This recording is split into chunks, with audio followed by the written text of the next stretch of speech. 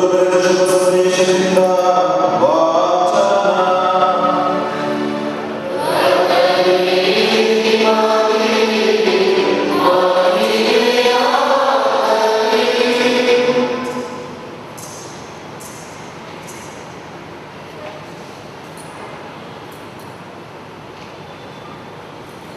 ಇದಾದ ಮೇಲೆ ಯೇಸು ಸ್ವಾಮಿ ಇನ್ನೂ 72 ಮಂದಿಯನ್ನು ನೇಮಿಸಿ ಅವರನ್ನು ಇಬ್ಬರನ್ನಾಗಿ ತಾವೇ ಹೋಗಲಿದ್ದ ಊರುಗಳಿಗೂ ಸ್ಥಳಗಳಿಗೂ ಮುಂದಾಗಿ ಕಳುಹಿಸುವಾಗ ಅವರಿಗೆ ಹೇಳಿದ್ದೇನೆಂದರೆ, ಬೆಳೆಯೇನೋ ಹೇರಳವಾಗಿದೆ, ಕೊಯ್ಲುಗಾರರು ವಿರಳ. ಆದುದರಿಂದ ಕೊಯ್ಲಿಗೆ ಆಳುಗಳನ್ನು ಕಳುಹಿಸುವಂತೆ ಬೆಳೆಯ ಯಜಮಾನನನ್ನು ಬೇಡಿಕೊಳ್ಳಿ. ಹೋಗಿರಿ, ತೋಳಗಳ ನಡುವೆ ಕುರಿಮರಿಗಳನ್ನು ಬಿಟ್ಟಂತೆ ನಾನು ನಿಮ್ಮನ್ನು ಕಳುಹಿಸುತ್ತೇನೆ. ಹಣದ ಚೀಲವನ್ನಾಗಲಿ ಜೋಳಿಗೆಯನ್ನಾಗಲಿ ಪಾದರಕ್ಷೆಗಳನ್ನಾಗಲಿ ತೆಗೆದುಕೊಂಡು ಹೋಗುತ್ತೀರಿ. ದಾರಿಯಲ್ಲಿ ಯಾರಿಗೂ ಒಂದನೋಪಚಾರಗಳನ್ನು ಮಾಡಿಕೊಂಡಿರಬೇಡಿ. ನೀವು ಯಾವ ಮನೆಗೆ ಹೋದರೂ ಈ ಮನೆಗೆ ಶಾಂತಿ ಎಂದು ಆಶೀರ್ವಾದ ಮಾಡಿ. ಶಾಂತಿ ಪ್ರಿಯನು ಅಂದಿದ್ದರೆ ನಿಮ್ಮ ಆಶೀರ್ವಾದವು ಅವನ ಮೇಲೆ ನೆಲೆಸುವುದು, ಇಲ್ಲವಾದರೆ ಅದು ನಿಮಗೆ ಹಿಂದಿರುಗುವುದು. ಮನೆಯಿಂದ ಮನೆಗೆ ಹೋಗದೆ ಆ ಮನೆಯಲ್ಲಿ ತಂದಿದ್ದು ಅಲ್ಲಿಯವರು ಕೊಡುವ ಪಾನೀಯಗಳನ್ನು ಸೇವಿಸಿರಿ.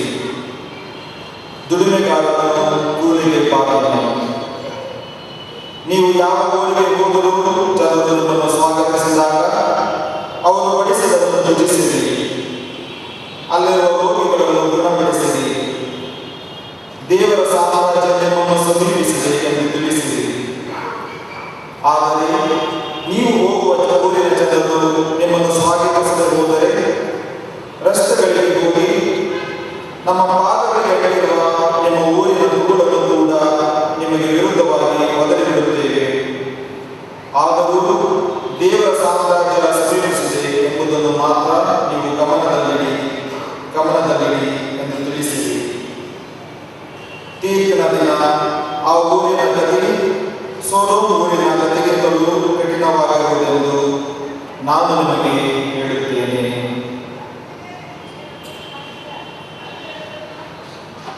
ಪ್ರಭು ಕ್ರಿಸ್ತರ ಶುಭ ಸಂದೇಶವಿದ್ದು 2 ರೀತಿಯ ಸಂಭವವನ್ನು ನಾವು ಆಚರಿಸ್ತಾ ಇದ್ದೇವೆ.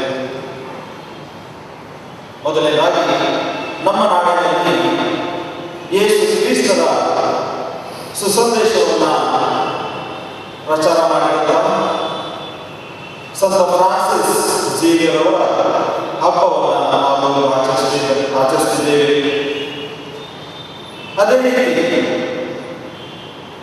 ನಮ್ಮವರೇ ಆದ ಸುಜಯ್ ಕ್ಯಾನಿಯವರು ತಮ್ಮ ನೂತನ ಬಲಿಪೂಜೆಯನ್ನು ಅರ್ಪಿಸುವಂತಹ ಈ ಸಂದರ್ಭದಲ್ಲಿ ಅವರೊಂದಿಗೆ ನಾವು ಸೇರಿ ದೇವರನ್ನು ಸ್ತುತಿಸಿ ಹಾಡಿ ಕೊಂಡಾಡಿ ಅವರ ಮುಂದಿನ ಜೀವನದಲ್ಲಿ ದೇವರು ಅವರ ಕೈ ಹಿಡಿದು ನಡೆಸಲಿ ಎಂದು ಹಾರೈಸಲು ನಾವೆಲ್ಲರೂ ಸೇರಿದ್ದೇವೆ. ಕ್ರಿಸ್ತ 16ನೇ ಶತಮಾನದಲ್ಲಿ ಜೀವಿಸಿ ಬಾಳಿದಂತಹ ಫ್ರಾನ್ಸಿಸ್ ಜೇವಿಯರವರು ಹುಟ್ಟಿದ್ದು ಸ್ಪೇನ್ ನಾಡಿನ ಒಂದು ರಾಜ ಕುಟುಂಬದಲ್ಲಿ. ನಾವು ನಿರೀಕ್ಷಿಸಬಹುದು, ಅಂತ ಒಂದು ಕುಟುಂಬದಲ್ಲಿ ಹುಟ್ಟಿದಂತಹ ಈ ವ್ಯಕ್ತಿ ಅವರ ಯೋಚನೆಯನ್ನು, ಆಲೋಚನೆಗಳೇನು, ಆಶೆಗಳೇನು, ಹೌದು ತಾವೊಬ್ಬ ಮಹಾನ್ ವ್ಯಕ್ತಿಗಳಾಗಬೇಕು, ನಾಡನ್ನು ಮುನ್ನಡೆಸಬೇಕು ಎಂಬ ಹಂಬಲವನ್ನು ಕನಸನ್ನು ಕಾಣಿದಂತಹ ವ್ಯಕ್ತಿ ಆ ಕನಸನ್ನು ನನಸಾಗಿಸಲು ವಿದ್ಯಾಭ್ಯಾಸ ಪಡೆಯಲು ಪ್ಯಾರಿಸ್ಗೆ ಹೋಗುತ್ತಾರೆ.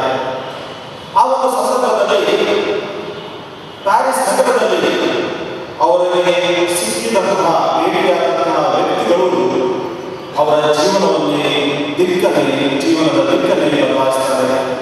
ಅದು ಬೇರೆ ಯಾರಲ್ಲ, ಲೋಯೋಲಾ ಸಂತ ಇಗ್ನಾಸಿ ಮತ್ತು ಫ್ರಾನ್ಸಿಸ್ ಜೇವಿಯರವರು ಒಟ್ಟಿಗೆ ಒಂದೇ ಕೊಠಡಿಯಲ್ಲಿ ಇದ್ದಂತಹ ಫೀಲ್ಡ್ ಫಿಲಿಪೋ. ಲೋಯೋಲಾ ಸಂತ ಇಗ್ನಾಸಿ 45 ವರ್ಷದ ತರುಣ.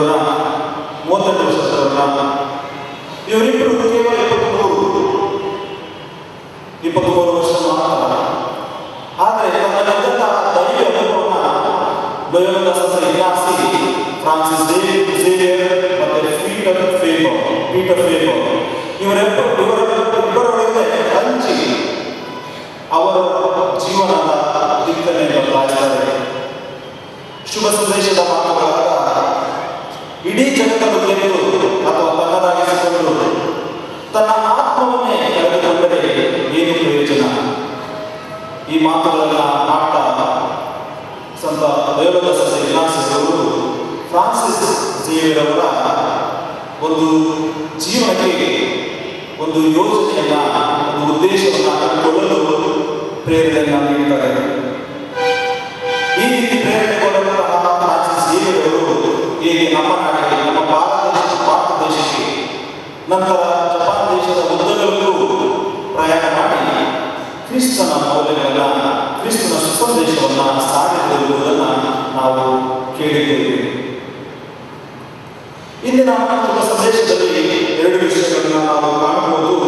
ಈ ವಿಷಯಗಳು ಸಂತರ ಜೀವನಕ್ಕೆ ಅನ್ವಯವಾಗುತ್ತದೆ.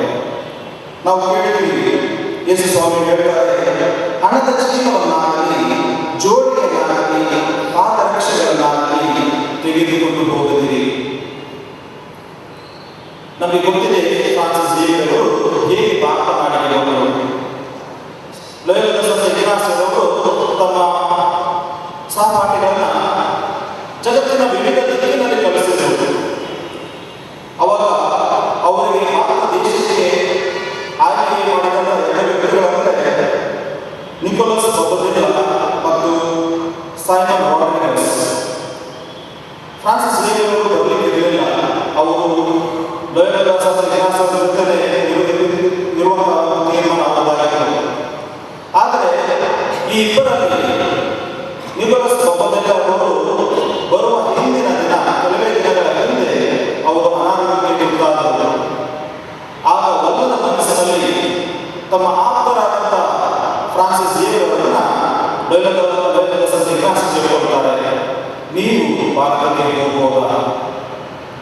ಇಂಥ ಪರಿಸ್ಥಿತಿಯಲ್ಲಿ ಫ್ರಾನ್ಸಿಸ್ ಝೇವಿಯರ್ ಅವರು ತಕ್ಷಣವೇ ತಮಗೆ ಬಂದಂತಹ ಆ ಕರೆಗೆ ಹೋಗಿಟ್ಟು ಈ ನಾಡಿಗೆ ಬಂದು ಸುವಾರ್ತೆಯ ಸಾರದಲ್ಲಿ ಮಗ್ನರಾಗ್ತಾರೆ. ಎರಡನೇದಾಗಿ ನಾವು ಕೇಳಿದ್ದೀವಿ, ನೀವು ಯಾವ ಊರಿಗೆ ಹೋದರೂ ಜನರು ನಿಮ್ಮನ್ನು ಸ್ವಾಗತಿಸಿದಾಗ ಅವರು ಬಡಿಸಲನ್ನು ಯೋಜಿಸಿರಿ, ಅಲ್ಲಿರುವ ರೋಗಿಗಳನ್ನು ಗುಣಪಡಿಸಿರಿ, ದೇವರ ಸಾಮ್ರಾಜ್ಯ ನಿಮ್ಮನ್ನು ಸಮೀಪಿಸಿದೆ ಎಂದು ತಿಳಿಸಿರಿ. ಹೀಗೆ ನಮ್ಮ ನಾಡಿಗೆ ಬಂದಂತಹ ಫ್ರಾನ್ಸಿಸ್ ಝೇವಿಯರ್ ಅವರನ್ನು ಎಲ್ಲರೂ ಸ್ವಾಗತಿಸಲಿಲ್ಲ. ಹಲವಾರು ಸಂಕಷ್ಟದ ಪರಿಸ್ಥಿತಿ ನಾವು ಎದುರಿಸಬೇಕಾಗಿದೆ. ಆದರೂ ಎಲ್ಲದಕ್ಕೂ ಯಾವತ್ತೂ ಎದೆಗುಂದದೆ ಅವರು ಯೇಸುವಿನ ಸುವಾರ್ತೆಯಲ್ಲಿ ತಮ್ಮನ್ನೇ ತೊಡಗಿಸಿಕೊಂಡರು. ಪ್ರಿಯರೇ, ಇನ್ನು ನಮ್ಮೆಲ್ಲರಿಗೂ ಸಂತೋಷದ ದಿನ. ಯಾಕೆಂದರೆ ನಮ್ಮವರೇ ಸುಜಯವರು ಈ ಒಂದು ಸುದಿನದಂದು ತಮ್ಮ ಕೃತಜ್ಞತಾ ಪೂಜೆಯನ್ನು ಅರ್ಪಿಸ್ತಾ ಇದ್ದಾರೆ. ಅವರು ಪೀಠಿಕೆಯಲ್ಲಿ ಸಂತ ಅಗಸ್ತ್ಯನವರನ್ನು ಉಲ್ಲೇಖಿಸಿ ಹೇಳಿದರು, ನನ್ನ ಮನ ದೇವರಲ್ಲಿ ವಿಶ್ರಮಿಸುವ ತನಕ ವಿಶ್ರಮಿಸುವುದಿಲ್ಲ, ನನ್ನ ಆತ್ಮಕ್ಕೆ ಶಾಂತಿ ಇಲ್ಲ ಎಂಬ ಮಾತುಗಳನ್ನು ಅವರು ಉಲ್ಲೇಖಿಸ್ತಾ ಹೇಳ್ತಾ ಇದ್ದರು. ಈ ಒಂದು ಹಂಬಲ, ಈ ಒಂದು ಆಸೆ, ಈ ಒಂದು ಹುಡುಕಾಟ ಅವರನ್ನು ಈ ಮಟ್ಟಕ್ಕೆ ಈ ರೀತಿಯಾಗಿ ಮಾರ್ಪಡಿಸಿದೆ. ಈ ಒಂದು ಹಂಬಲ, ಆ ಹುಡುಕಾಟ ಅವರ ಯಾಚಕನನ್ನಾಗಿ ಇಂದು ನಮ್ಮ ಮುಂದೆ ನಿಲ್ಲಿಸಿದೆ.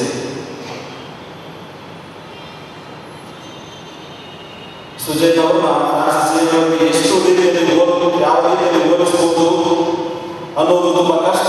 ಆದರೆ ಎರಡು ಸಾಮಾನ್ಯ ಲಕ್ಷಣಗಳಲ್ಲಿ ನಾನು ಕಾಣ್ತೇನೆ.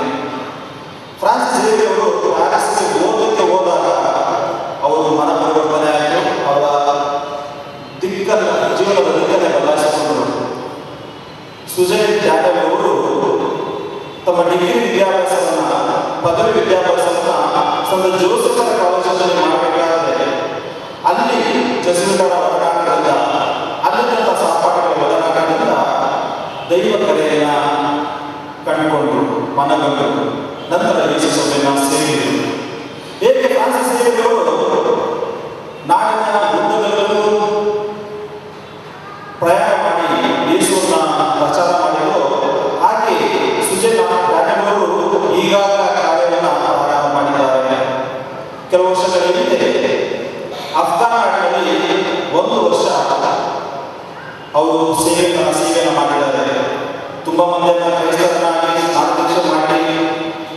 ದೀಕ್ಷೆನ ನೀಡಿ ಅವರು ಕ್ರೈಸ್ತರಾಗಿ ಮಾಡಲಿಕ್ಕೆ ಸಾಧ್ಯ ಆಗದೇ ಇರಬಹುದು.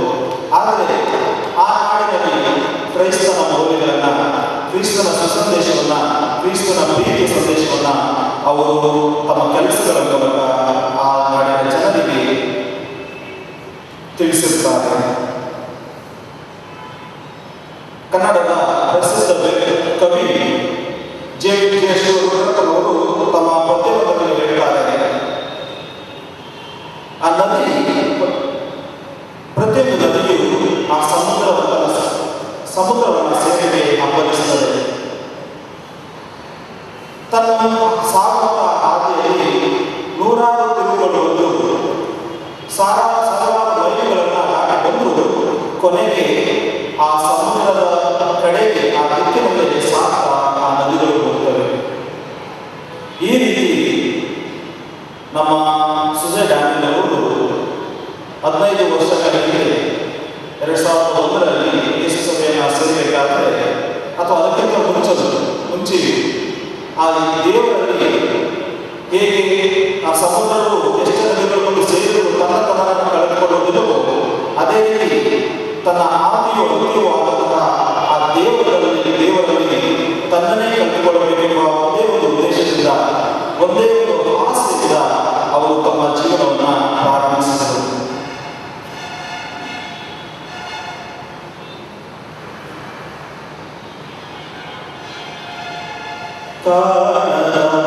ಕಡಲಿಗೆ ಹಂಬಲಿಸಿದೆ ಮನ,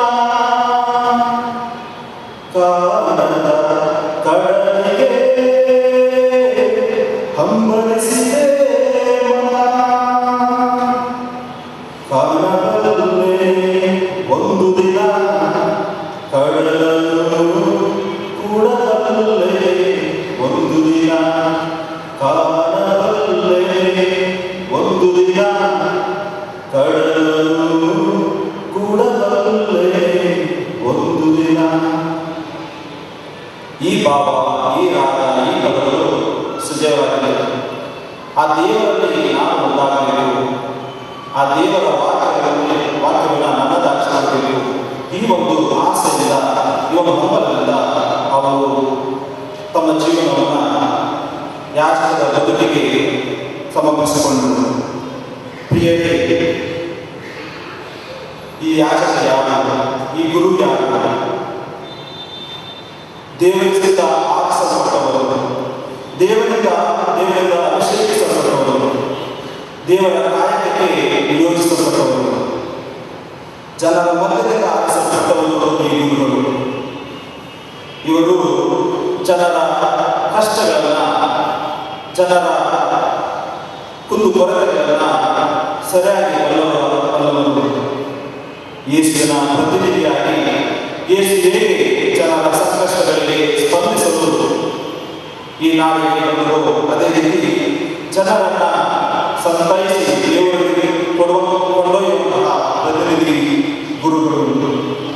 ಆದ್ದರಿಂದ ಯಾಚಕರು ಕ್ರಿಸ್ತನ ನೆರಳಾಗಿ, ಕ್ರಿಸ್ತನ ಕಡೆ ತೋರಿಸುವಂತಹ ಬೆಳಗಾಗಿ, ಕ್ರಿಸ್ತನ ಕಂಠವಾಗಿ, ಅಂದರೆ ಕ್ರಿಸ್ತನ ಕೊರಗಾಗಿ ಬಾಳುವವರು. ಇವರ ಮುಖ್ಯ ಕೆಲಸ ಸಂಧಾನ, ಸಂವಾದ ಮತ್ತು ಸುವಾರ್ಥ ಪ್ರಚಾರ. ಕ್ರಿಸ್ತನ ಜನರನ್ನ ರಕ್ಷಿಸಲು, ಕ್ರಿಸ್ತನು ಜನರನ್ನ ರಕ್ಷಿಸಲು ಬಂದರು.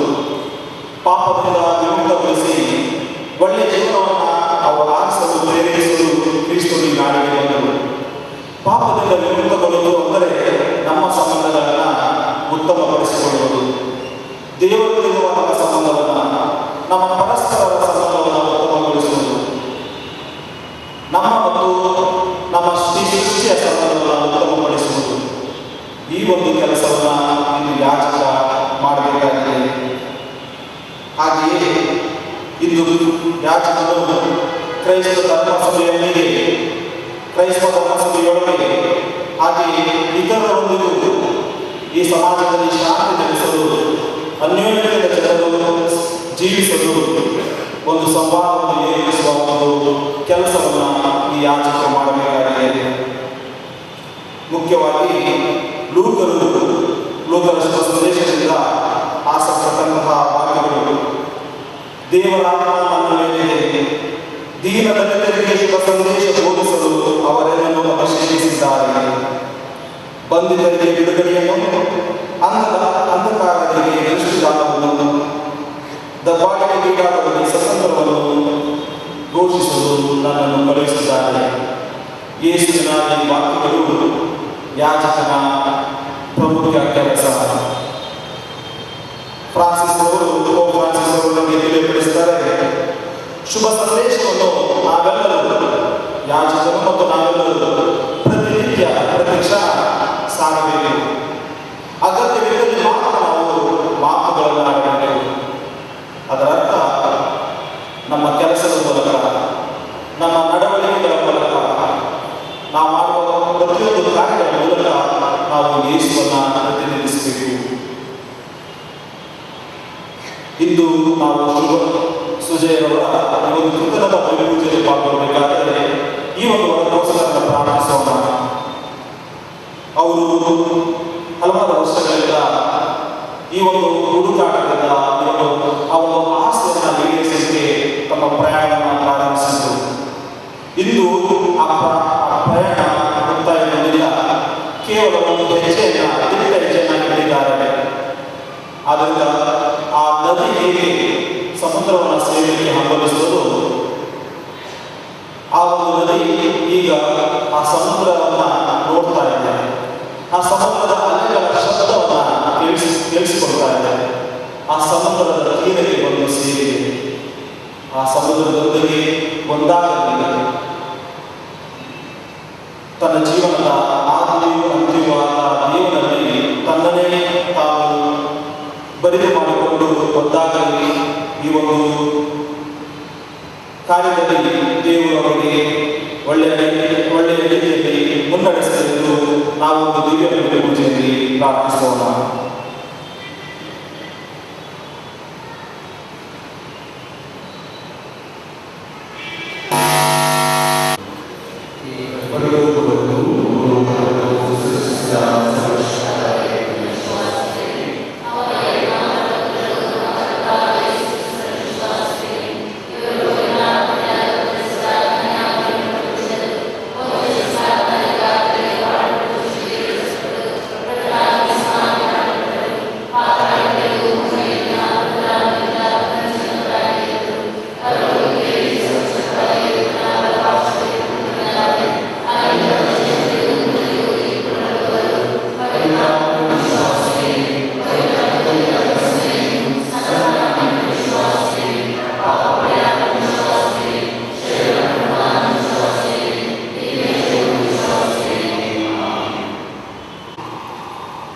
ನನ್ನ ಬಾಳಿನಲ್ಲಿ ಇರುವಂಥವು ನಾನು ದೇವರಿಗೆ ಅರ್ಪಣೆಯಾಗಿ ಸಮರ್ಪಿಸುತ್ತೇನೆ. ನಿಮ್ಮ ಉತ್ತರ, ಓ ಕರ್ತನೇ, ನಿಮ್ಮನ್ನು ಪ್ರಾರ್ಥಿಸುತ್ತೇನೆ.